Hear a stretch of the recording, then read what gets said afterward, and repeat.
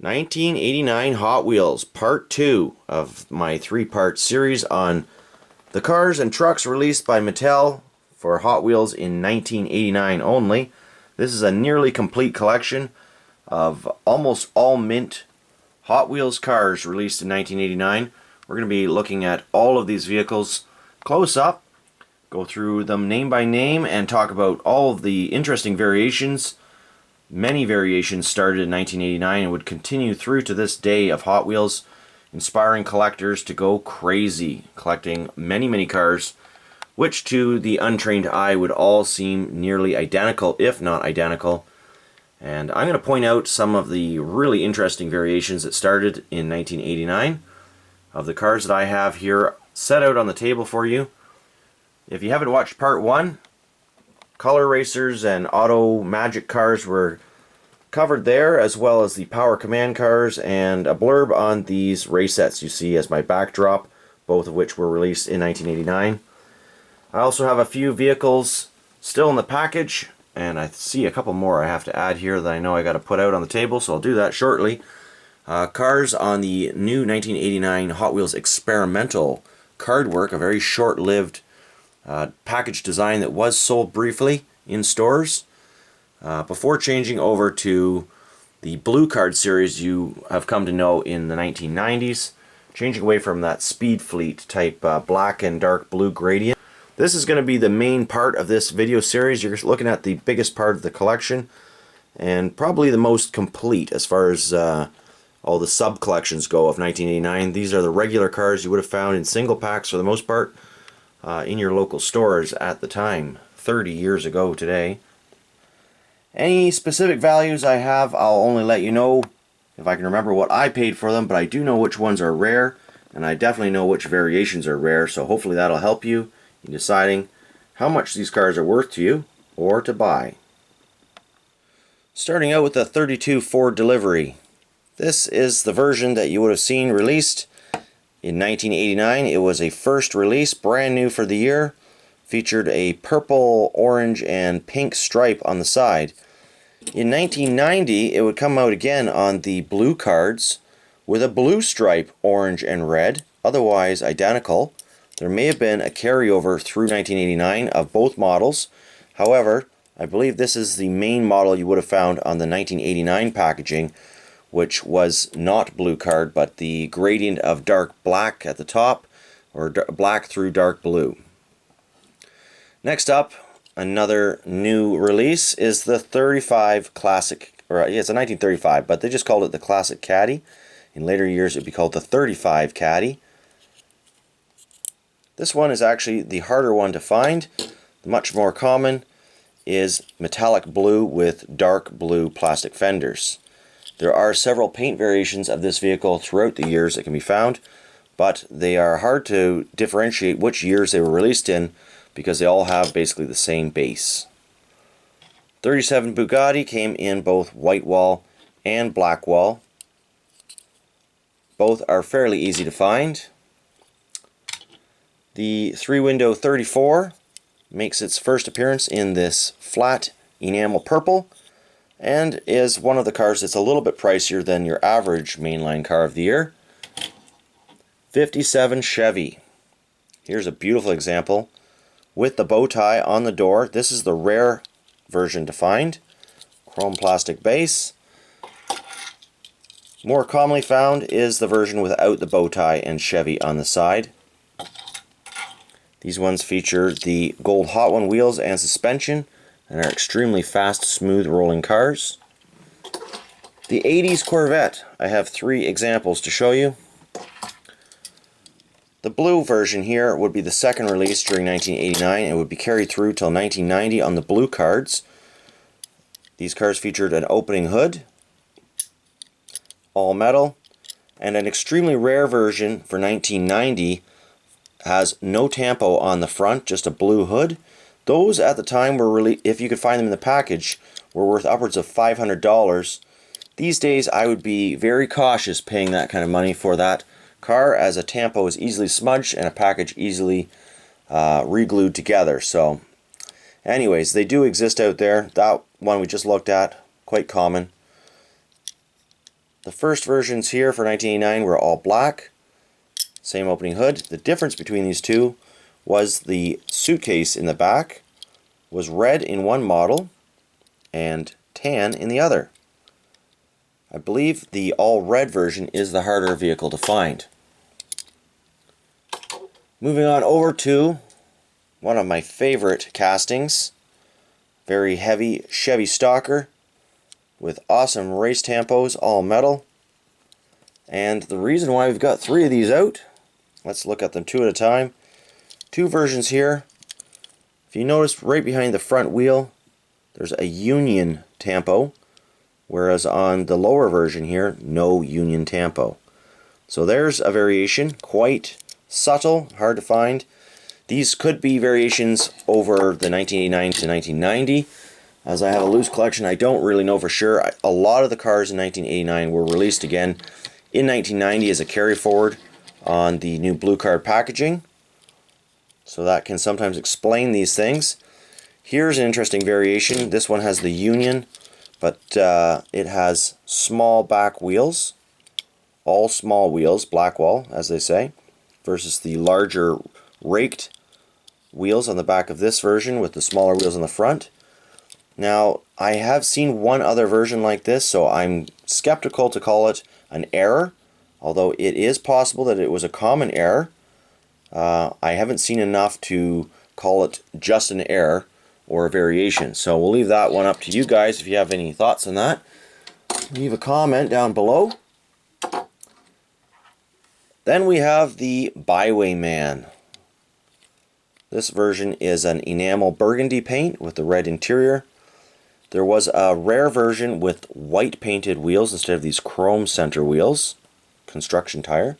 I don't have that version, and another easily forged variation, not one I've been able to find. Same Tampo work on this metallic blue body. This body is a carry forward from previous years when this vehicle was seen with black wall wheels instead of these rugged construction tire wheels. There's also a variation in the blue card years of 1990, which we'll look at in a future video. This truck with the red interior, so parts getting mixed up, whether intentionally or unintentionally by Mattel, and during manufacturing, it leads to many rare and expensive variations to this day, as several have been found, and I have one of them. Blown Camaro makes its first appearance for 1989 with this aqua blue enamel paint featuring silver centered Hot One wheels and the suspension. This car will be released into 1990, multiple variations including Tampo variations, wheel variations, and interior variations. So if you're wondering why they've only got one here, it's because the other ones are actually released in 1990. The Baja Breaker. This one features a really nice ATV racing team, Goodyear and Suzuki Tampo work. We've got a black wall version, much harder to find than the construction tire version. And there's another type of construction tire version that I don't have. I've never actually seen come up for sale. That one would be exceedingly rare if it can be verified or found. Same variations that I have here for the A-Team paint job on the Baja Breaker. Note that this van has been released in prior years, coming out in 1984. It no longer features the opening hood as it did before. It's all one solid cast piece now. Got to stretch over here to the GT Racers. Or no, wait a minute, we'll start with the custom Corvette. Let's do that. That's I think where I left off when I was doing the name by name. Custom Corvette ZR1, ZR1 for my American friends. Vaguely discernible on the yellow stripes is the ZR1 in white. This car came out with the blue tint window primarily, and it also came out with this clear tint on an experimental card. The experimental card shows that it's a new model for '89, and the back would look just like the same as any other packaging of the year and prior years. It's a checklist of all the vehicles, not accurate for the year, so you can't really use this as your guide. It says available summer 1989, but a lot of these cars were carry forwards from years before, so it doesn't really tell you what year the car was in. I've got two of these experimental cars, as it would turn out, and I've often wanted to add one to my wall collection. And there we go. This one is the clear window. Freshly cracked after 30 years in an experimental package. Let's hope I don't get too much hate on that. I still have one more in the package, so doesn't bother me too much. That was kind of fun. Let's move on to the Evil Weevil. We've seen this car in prior years in blue plastic body. Now it has yellow with the black wall wheels. And the Ferrari F40, some interesting variations to note here. This is also a new model for 1989 and would continue through 1990 and 91 as it was quite a popular model. It always features an opening rear hatch exposing the engine. And the interesting variation here is that one has a license plate between the taillights, whereas the other does not. Otherwise, no difference. Wheel variations will be noted in future years. They did come out with the gold-plated Ultra Hot wheel for 1990 in the Gold Speed series. Ferrari Testarossa. This one is a re-release of previous years. 1987, it came out with a tan and red interior. This one now has the black and red interior, with the black taillights coming through as part of the interior piece. The previous version had tan. And there was about 6 or 7 variations of this car that came out. I'm just going to crack it out of this Protecto pack, but we're not opening it. This was a very expensive car to add to my collection. A very rare all tan interior version of the Testarossa, and that comes through on the rear bumper and tail lights. You can see that's actually 2 different bits of plastic on these cars. Red plastic, it's got a metal base. Red plastic bumper is part of the red part of the interior. Black taillights is part of the black interior. Well, it's all tan on this one because it's all tan interior. So lots of different variations, including black wall wheels. I've never actually seen one. The black wall wheels with a red bumper, with a black bumper. And this is definitely one of the hardest ones to find.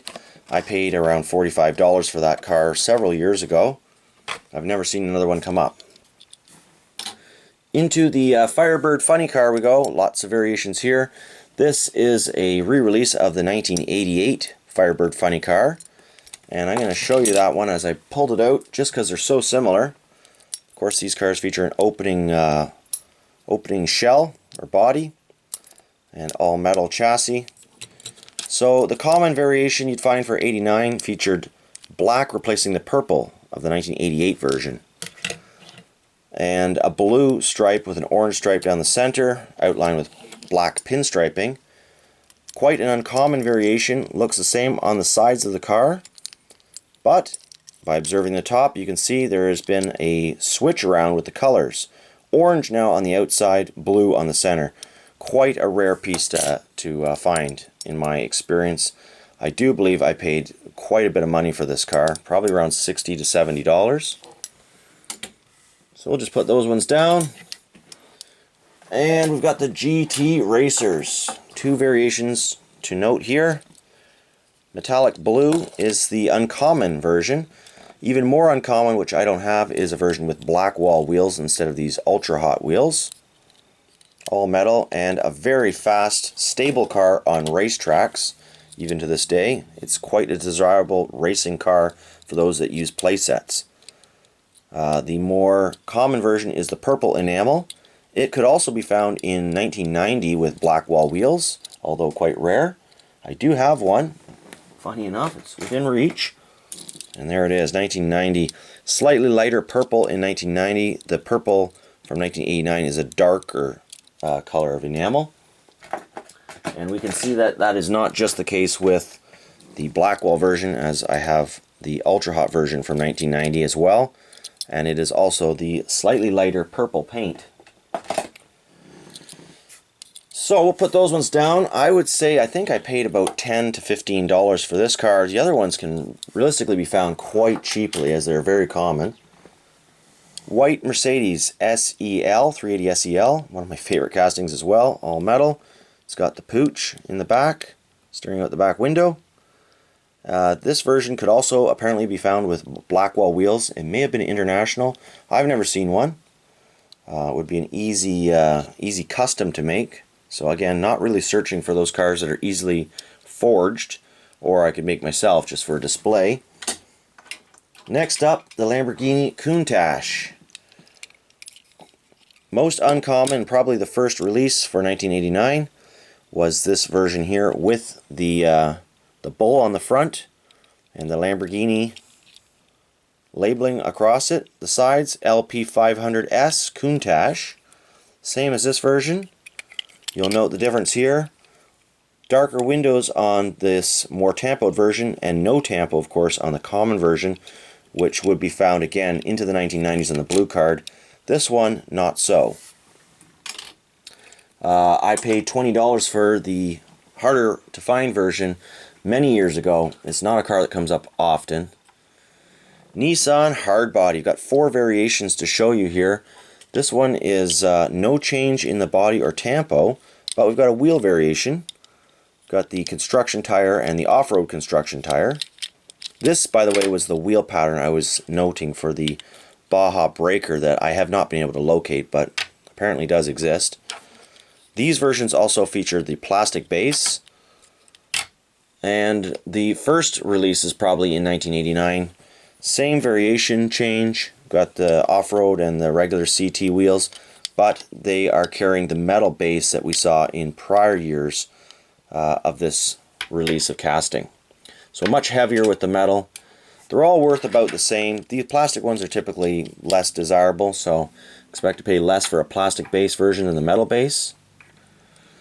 And we've got the Jeep CJ7. This was released, I believe, in 1987 with Blackwall wheels. Mine has a bit of a bent windshield, but I do have another one of these mint on card, so I might have to dig that out and crack that one. Place that one on the wall. Hot Bird. Now featuring a nice new snazzy metallic blue paint job for 1989 versus the traditional black paint job that we've seen on this car throughout the many years of the 1980s. These versions also came out with a gray interior, although extremely hard to find. It's not one of the cars that I have in my collection, unfortunately. I have seen one come up for sale, and it sold for well over $100 US at auction. Alright, I'm just going to shift the camera a little bit here. A little bit of a different background now as we look over here at the Nissan 300ZX. One of the very few Hot Wheels cars to feature opening doors.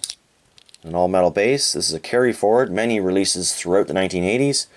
Now featuring this white paint job with the gold Hot One wheels. You'll see this car again into the 1990s with ultra hot wheels and different paint jobs and tampo works. And a 1989-1990 carry forward going by the same name, Nissan 300ZX, is the second generation Nissan. So these Nissans in real life were produced for 1990 or 1989 onwards, which makes sense. They also featured the opening doors, interestingly, metal base, and featured, well, some of them have suspension, this one does not. But this hard to find Silver Hot One version does have suspension, and that is really quite neat. So this is a harder car to find. The Silver Hot One's worth about 4 times as much as this one, so about $20 to $30 for this car. And we've got the Peugeot 205 rally car with the opening rear bit showing the engine and roll bar. There's only ever been 3 paint job and variation changes to this casting before it was retired permanently, never to be seen again. I've got all 3. The second version is white. It comes out in the 90s with a number 3 on the side and different tampos, but otherwise white with gray interior. And then again in 1995, I believe it came out with a totally different paint job and never to be seen again. So this car, first release, is quite desirable. They were usually worth around $20 to $30 in mint condition as well. The Path Beater, Chevy S10. It does have the S10 on the hood. 350 horsepower version here. This is the all small wheel version of this really cool realistic piece. And here's the all large wheel version, which is much more common than the all small wheel version. It sits quite a bit higher. No difference otherwise. The bases are the same. Now let's take a look at the Pontiac Banshees. We're just going to adjust the camera yet again. Pontiac Banshee, new casting for 1989. Lots of new models in 1989, as you've probably noticed. Again, another car that will be seen well into the blue card years with more wheel variations and, of course, paint job variations. But this first release featured either a Pontiac raised lettering on the back or no Pontiac, otherwise identical. The version with Pontiac on the back is the harder vehicle to find. Not a lot of people know about that variation when selling these cars, as they are typically normally quite common and not worth all that much money.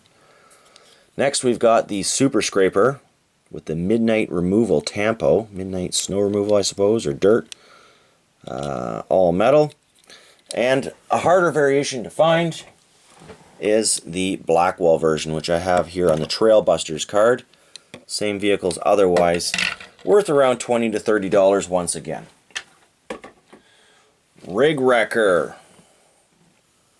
There's a variation out there apparently that has a detailed bumper, so I think some of the fog lights or something were painted on it.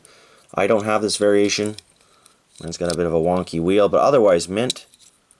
Really not much more to say about that one. They've been making this one again for many years, in and around 1989. Solaire Cx4. Well, I've got something to talk about with these cars.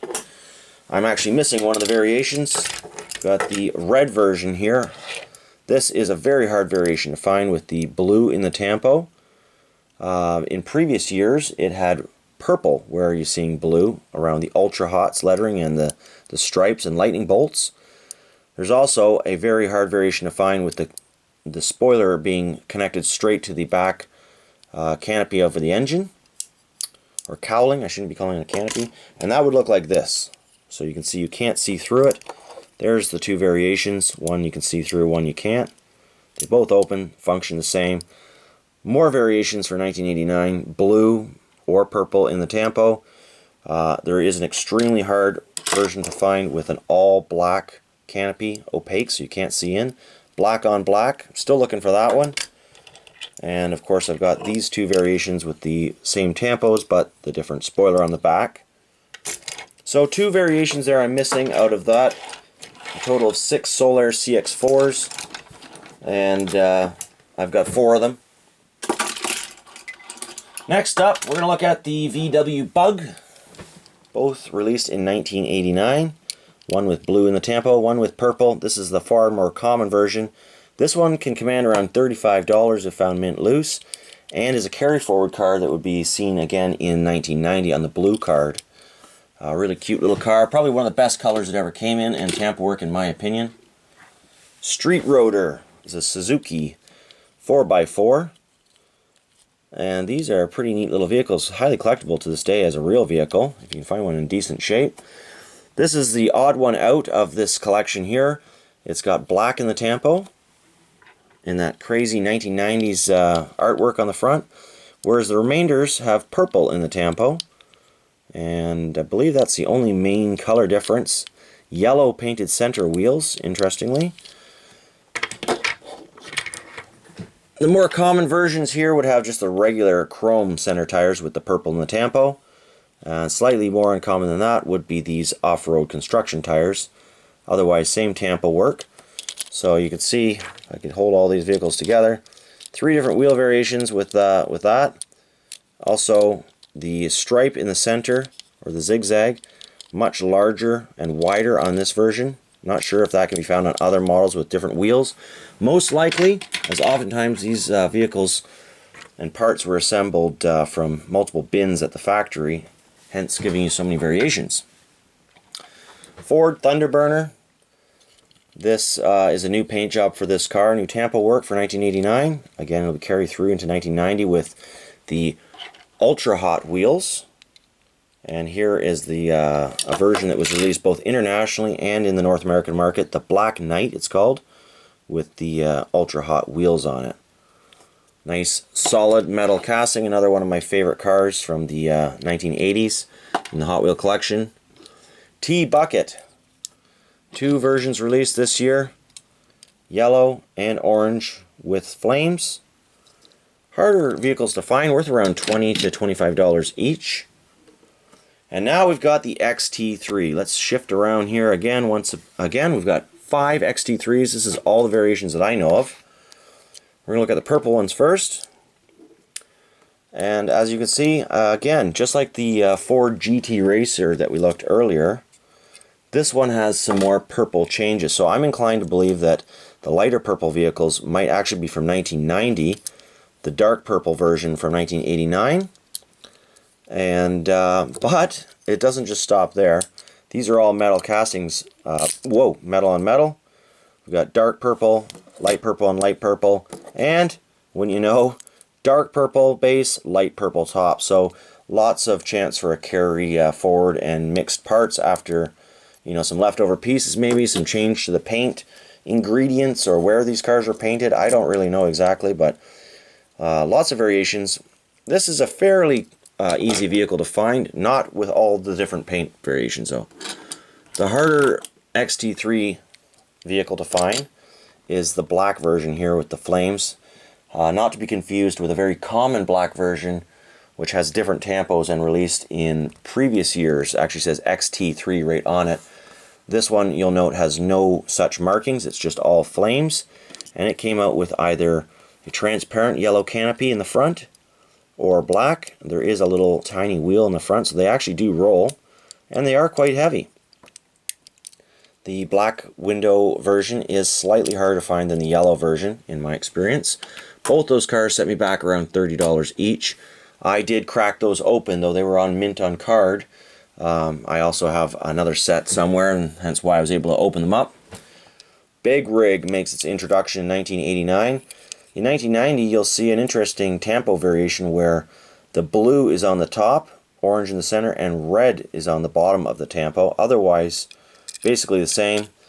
This is a common variation that was released as well into the 90s, so not overly collectible or expensive, but nonetheless a neat Hot Wheel that doesn't fit in too many cases. So I'm going to shift over here because I'm at the wrong end of the table to look at all the larger workhorses vehicles, as they're called. That includes these dump trucks and big transport trucks, ambulances, and school buses. So I'm going to set the camera down right about here, and let's take a look at the ambulance next. Common casting, nothing really too special here. It is a fun casting though. It has the doors that open on the back and would be released with numerous wheel variations into the blue card years and even into the faded blue card years, which kind of look like that. You know, you got the fade instead of all blue. And anyway, so not worth a lot because it was released so many different times with so many different wheels, again with Blackwell wheels. The Caterpillar Earthmover. This is a carry forward from previous years. I do believe this one features more plastic somewhere on it. I think maybe the back piece. I don't have the other one right in hand. Oh, the front piece. The front and the back are now featuring more plastic than they did in the first release, which was back in 1986, I believe. Yes, 1986. It was more metal. And while we're talking about Caterpillars, we'll look at the Caterpillar dump truck. This obviously is not a new casting either. First released in 1979. Minor changes. As you can see, behind the driver door there's a rectangle. On this one there is no rectangle. These ones you have to kind of figure out by base variations if you don't have the packaging. Raised Malaysia on bar. These are still all metal. In future years into the 90s, the dump bin would be turned into plastic, making it a much less heavy-duty vehicle. These are heavy vehicles, and one of the most fun toys I remember growing up with were these big dump trucks, the wheel loaders, earth movers, all that stuff was great. Then in the Peterbilt line, we've got the Peterbilt dump truck. Now, they still make this casting to this day, but it doesn't do all this now, does it? We've got a flapper, the raisable dump portion here, which is plastic, always has been, and Malaysia on raised cast bar. These ones have the non-recessed exhaust stacks. Now, if you want to know more about those, you can watch my previous year-by-year videos where I talk about the specific exhaust stack differences that you'll see between 1984 through till about now. Here we have the Peterbilt cement mixer, also tilts. So note, if you got played with versions, you can't really tell if it was a dump truck or a cement mixer once this part's lost, which is easily lost because it's just a little plastic clip. and this one has the Hot Wheel logo on it. It does also say 1979, but chances are this was released in the 1990s, although probably no discernible differences between the 1989 version, other than maybe not having that Hot Wheel logo, and instead just having Hot Wheels written on it, such as this Peterbilt tanker truck does. These Peterbilt tanker trucks have been around for a long time as well. They feature the little gas hoses that pull out on each side of the tank. And this version here is the common version, yellow with the shell tank. Quite uncommon. I've got two so I could open one up, but I only found them on packaging. Quite uncommon is the orange cab with the shell tanker. This is not an easy custom to make unless someone were to drill out the rivets, which would be pretty obvious, because usually, as you can see, the rivets carry a little bit of the original paint color of the whole vehicle, and also have their own very kind of unique look, not like a fabricated custom rivet. So we've got those. There was also one more variation I don't have, the yellow cab with the railroad tanker. It actually has the same silver tank but says railroad on it. Never actually seen one. Apparently it does exist. I would assume it'd be quite valuable. Moving on, Thunder Roller makes a reappearance. Last seen in 1982. This, for 1989, has a casting change. They put some ribs on the roof. It's got like a textured roof. Whereas you can see the 1982 version was smooth on top. I've just pulled up my 1982 one to do a comparison. Otherwise, these vehicles were basically identical, even right down to the base delineations. Okay, next we've got the Wonder Bread delivery van. Opening doors. That one's worth about $10 or $15 in good shape because it's got some pretty cool Tampo work on it.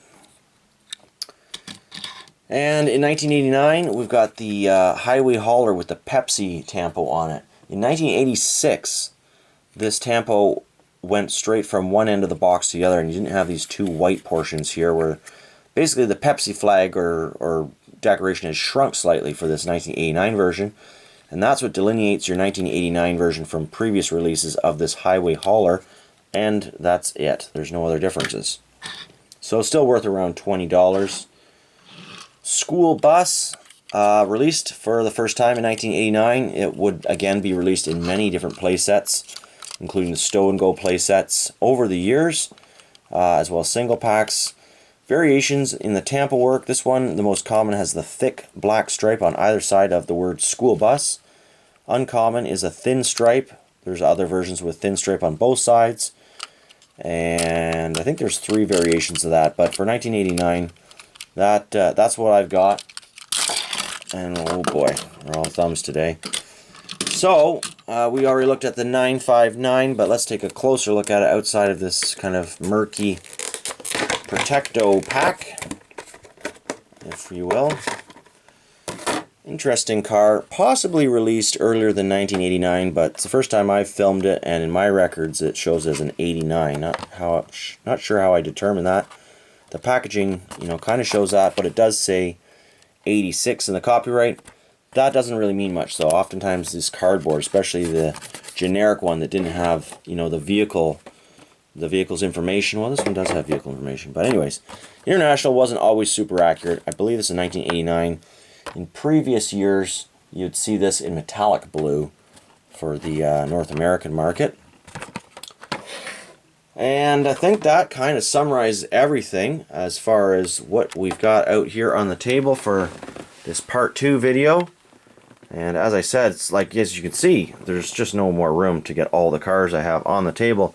So in part 3, it'll be a shorter final set to this 1989. We're going to look at those exclusive 20 car sets, 20 car exclusive pack set cars. And I originally said California Customs, but it's the park and plate cars that we're going to look at that were introduced in 1989. And I've got several of those. There are a lot of spaces here because of so many rare variations we'll talk about. And that's going to conclude the 1989 video 3-part series once you see that next one. So stick around for that if you want to see the extra interesting cars, the promotional gas station cars, park and plate, 20 car exclusives, Larry Woods, all that cool stuff. We'll see you in the next video, and happy hunting.